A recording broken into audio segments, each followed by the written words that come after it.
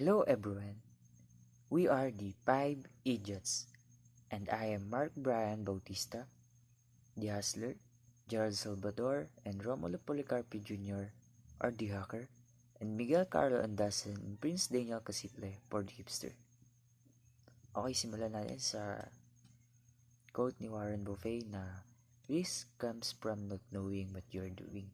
Yung risk nga daw is nangyayari lang kapag hindi mo alam yung ginagawa mo. Next slide, o dako na tayo sa ating discussion, which is yung Pareto's Principle. Successful business means knowing and doing the following. Ito nga yung sa mga previous discussion natin, yung value proposition canvas, business model canvas, lean concepts, Six Sigma, at ngayon yung i-discuss natin, which is yung Pareto's Principle. This is the Pareto's Principle that expands our business with the 80-20. 80% is the efforts and the 20% is the results. Here are some examples of Pareto's Principle, including their charts.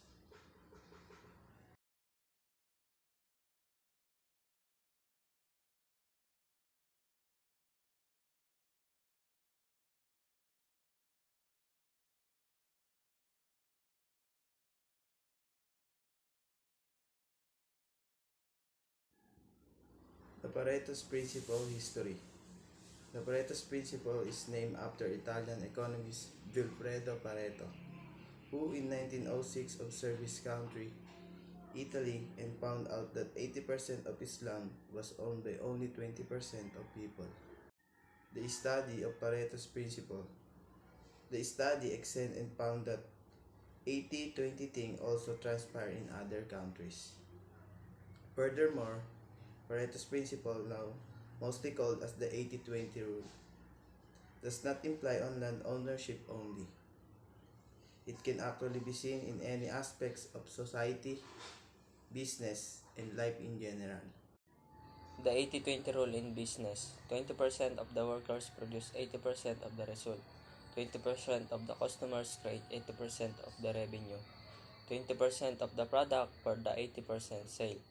The 80-20 rule within the society: 20% of criminals commit 80% of crimes. 20% of beer drinker drinks 80% of the beer in the world. 80% of factories pollution originates from 20% of all factories. 20% of students have grades 80% or higher. The 80-20 rule, life in general: 20% of an average person's activities is the reason of 80% of his progress. 80% of happiness brought about the friendship actually comes from 20% of your friends only. Okay, dito sa Pareto's Principle analogy, the 80-20 rule, kapag yung 20% yung input and 80% yung output, yung tinatawag na 20%, ito yung vital few. And then, vice versa naman, kapag 80% yung input and 20% yung output, yung 80% doon ay tinatawag na trivial many. At Pareto's Principle, what does Pareto's Principle indicate? So, sabi dito, di daw lahat ng bagay sa buhay ay equally distributed, leading to the fact that the 80-20 rule implies that in any given situation, 80% of the effect is produced by 20% of the causes. And also, sabi dito, palagi daw ba itong 80-20? Ang sagot ay hindi, kasi pwede rin daw itong maging a lot steeper. Halimbawa, 85-15, 90-10, 93-7, and etc. Or pwede rin maging mas mababa. Halimbawa, 70-30, 74-26, and etc. At isa pang tanong, palagi daw ba itong 100 when added? Ang sagot ay no. It could also be 85-20, 74-10, and etc. So, bakit daw ito tinatawag na 80-20 rule kung hindi naman palaging equal always 100 when added.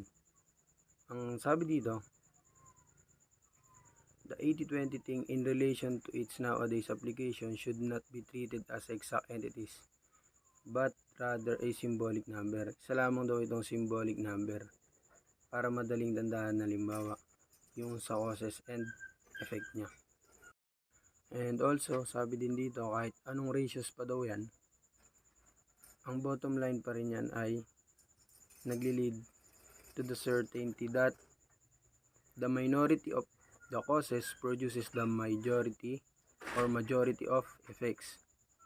And same kapag sa reciprocity niya. The majority of causes produces the minority naman ng effects. And sabi dito, this teaches us to focus more on important aspect of life. The vital few, making us do more by doing less. How can Pareto principle be applied in business? In business, to increase revenue, you could try to increase sales. The more you sell, the more profits you should make. Negotiate better deals with your suppliers. Cut excess overheads. Companies often retrench staff to do so. Increase prices. If you can sell the same amount of goods at a higher prices, you will make more profits. In short, eliminate waste and improve the process, which is Lean Six Sigma. The question now is, how can a company do all these things simultaneously? No. Why? Because in business, you generally don't have the resources, time, energy, and management focus to do everything at once. Secondly, the Pareto principle teaches us that not everything is equally important. What should we do is identify those actions, which is yung nga yung tinatawag natin na vital few, that will result in biggest increase in profits, then focus first on it. Not using 80-20 wisely may cause the business to prioritize the least important, which is definitely do not constitute a leap forward. Next slide. Dako tayo dito sa business model canvas, isang business model canvas. Ito yung business model canvas ng Zara. Meron, alam naman natin yung business model canvas ay may 9 blocks. Paano kung itong 9 blocks is nagkaroon ng problema o nagkaroon ng waste? Sabay-sabay ba natin itong sosolusyonan agad? Syempre hindi kasi mauubos yung time natin and resources natin. Papapagod tayo, syempre. Kaya uunahin natin yung vital few, kung ano yung mas importante, kung saan ito yung magpapalago pa mismo lalo ng business natin. And may mga business na na kapag ka nakita mo pa lang o sa unang kita mo pa lang, alam mo na agad yung vital few, alam mo na agad yung mas uunahin mo. Pero may mga ilang business kasi na kailangan muna nating mag-gather ng data at ilagay sa graph para makita kung ano yung vital few. Ito yung example, itong graph na to. Failures in 2016. Failure type. Dito makikita natin yung percentage, yung 80%, nakatutok siya doon sa short circuit. So, yung short circuit corrosion dimensional deviation is yung vital few natin. Kasi sila yung napunta doon sa 80%. So, para mas maintindihan natin, dako tayo sa next graph o next slide. Ito naman is chart types of error discovered during surgical setup. Dito makikita natin yung vital few using the graph.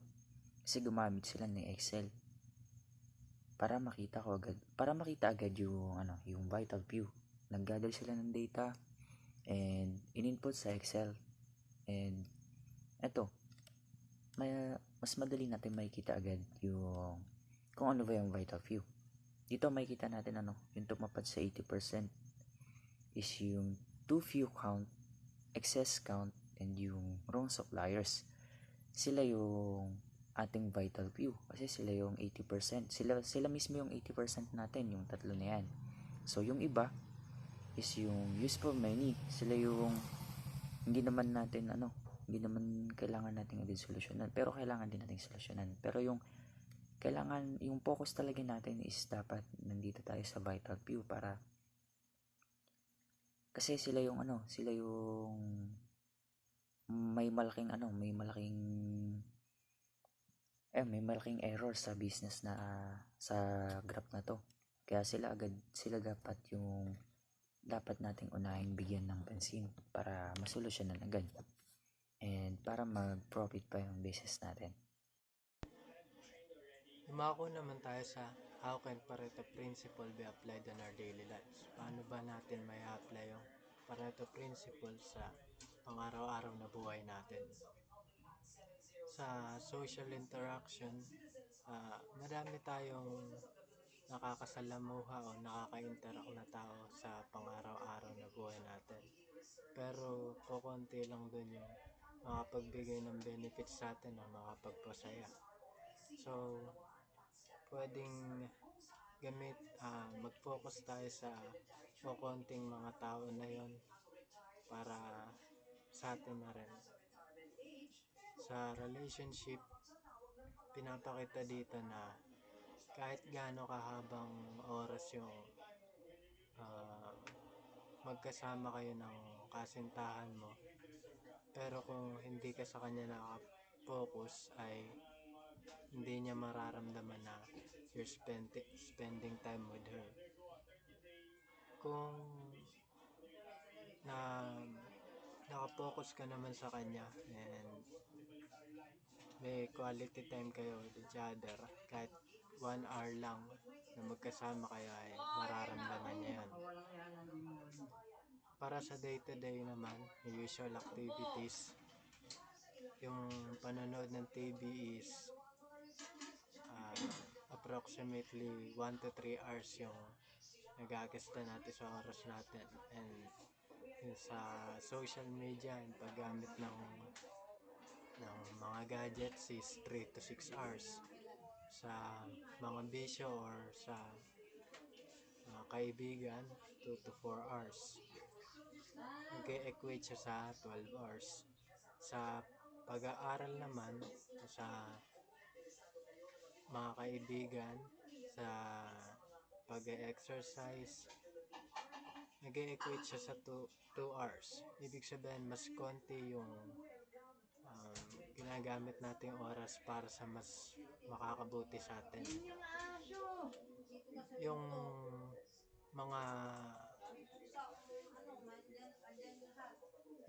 12 hours na yon na pwedeng ginagasta natin sa mga hindi makakatulong sa atin, nagbibigay ng short-term benefits sa atin, while the latter gives us long-term benefits.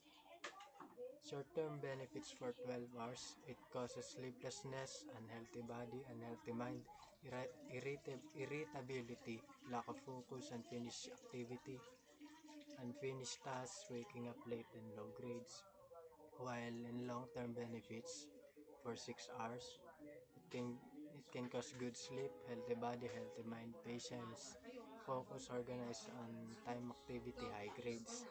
So, mas makakabuti sa atin kung mas mag-focus tayo sa mga makakabuting bagay na ginagawa natin. So, para to sum it all up, A Big Business Starts Small by Richard Branson.